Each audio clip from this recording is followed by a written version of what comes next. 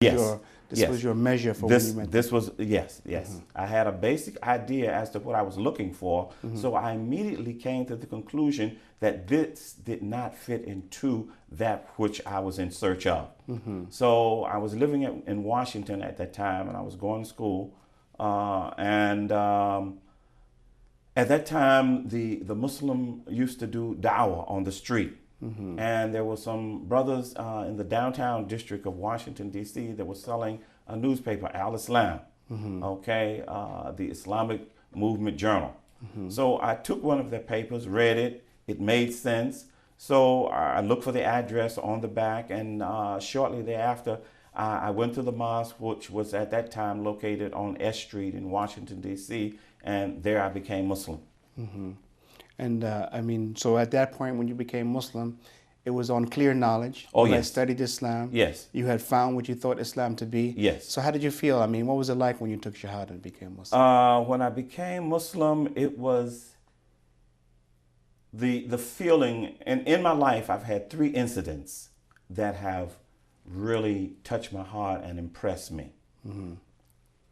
One was in 1969 when I was on ship in the Mediterranean, and we went through the Straits of Gibraltar, which in the Arabic language is Jabal Tariq. And when we came off the Atlantic Ocean into that strait, the water is so calm, and it's almost, if we may use the term, spooky, as you come off a rough ocean, and then all of a sudden you're in this calm water, and then you run upon this big mountain. At that time, I didn't know that it was Jabal Tariq. I thought it was Gibraltar. So when I saw that rock, it impressed me. The second thing that impressed me was when I became Muslim. There was a feeling of awe, there was a feeling of joy, there was a feeling of a special relationship, a connection between me and my Creator. And the third incident that was very touching to me was when we made Hajj the first time in our life in 1981. When we walked into the Haram through Bab al-Salam, and we were able to see the Kaaba. We had prayed facing the Kaaba for some years. But let me ask you, I mean, when you're walking in Bab Salam, you can't see the Kaaba right away. No. But when you were walking and you finally saw it, what was your feeling when you first saw it, just a part of the Kaaba? That feeling, it's indescribable. It was one that one overcomes. It's overcome with joy and happiness. And now that feeling comes back whenever I visit Mecca, and we're about to do our tawaf al-wudda and leaving, then that same feeling returns, because we don't know if we'll ever see this Kaaba again. MashaAllah. And so after you made Hajj, and then how many times have you been for Hajj? I've been for Hajj twice, but prior to 9/11, I used to try to go to to Umrah every other year during the last 10 days of Ramadan. MashaAllah. But let's back up a bit now. So after you took Shahada and became Muslim, I mean, when you informed your family that I'm a Muslim now and I accept Islam as my religion, what was their reaction to that? Initially, when I became Muslim, well, let's talk about the person before. The person before Islam was not a very nice person. So anything that would put that person in check, my family was in favor of it. So when I became Muslim, they thought that here's a young man he's there was a stigma that was placed on people who had gone to Vietnam. And that stigma was that they were crazy. After doing a tour in Vietnam, they come back, they're crazy. So you have to give them their space. I came back, and by the mercy of Allah, I didn't have any psychological problems. I didn't have an alcohol problem. I didn't have a drug problem. So once I became Muslim, then the carousing and all of the other frivolous things that young people are involved in, I stopped those things. And my family saw a major transformation in my life, in terms of being a son, in terms of being a nephew, in terms of being a husband, the relationship that I had with my wife, the relationship that I had with my children. So, but they were saying that they didn't say it, but there was an implication that this is just a fleeting thing. After 5 or 10 years, he'll probably be on something new. But as time went on and we learned the religion and we started to practice the religion every day in our lives, then they saw that Bilal had enrolled in this way of life for the long haul. Yes, in North Carolina, we grew up in a matriarchal system, whereas women were running things most of the time because there were no men present for whatever reasons. They were either deceased or just went away.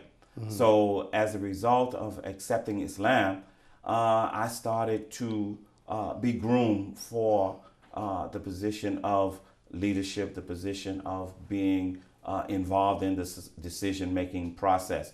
So after some years, 5 or 10, 15 years of practicing Islam and being consistent in doing and saying things, about Islam, and when I said that I would do something, I would always deliver on what I would say. Then my aunt, who's living with me now, brought me in and started to give me certain privileges in terms of information and deciding direction for the family. So basically they didn't have anything negative to say about it. They just saw whatever was in their mind, your example convinced them that Islam must be something good. Oh yes, because again they came from a Baptist background, and here was a man who was consistently praying. Whenever I went to visit them, I would pray. Whenever I went to visit, I would always be accommodating to the elders. I wasn't drinking, I wasn't running around, I wasn't staying out all night. So they saw that this religion, even though they didn't know about it, it had to be, something good had to be in it in order to have this man doing living the way that he was living. MashaAllah. Now, how long have you been Muslim now? 34 years. Okay, in your 34 years of being a Muslim, how have you seen Islam to grow and evolve in terms of dawah and in terms of the Muslim communities here in America?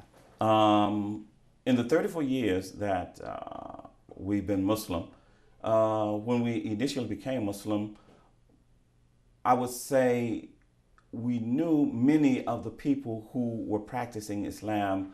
It was primarily concentrated on the East Coast, in the Northeast corridor, from New York down to Washington. And there was a lot of interaction between the different cities: New York, New Jersey, Newark, New Jersey, Philadelphia, Pennsylvania, Washington, D.C. So we were moving back and forth in those areas. So if you didn't know everyone there, you would know someone who knew someone. In these latter years, the numbers have grown so tremendously that even in the mosque that I attend, I don't know all the people there.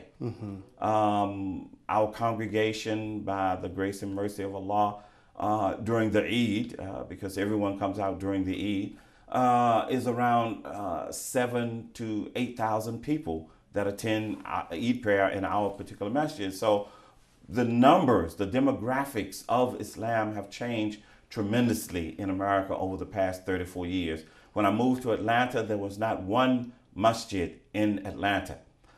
Presently, we have over 34 masajid in Atlanta. So Islam is on the upswing, it's growing. It is the fastest growing religion on the planet today. And in terms of your involvement with the community in the dawah, what community do you belong to, and what is your involvement there with the community, and what are some of the dawah efforts you've been involved in?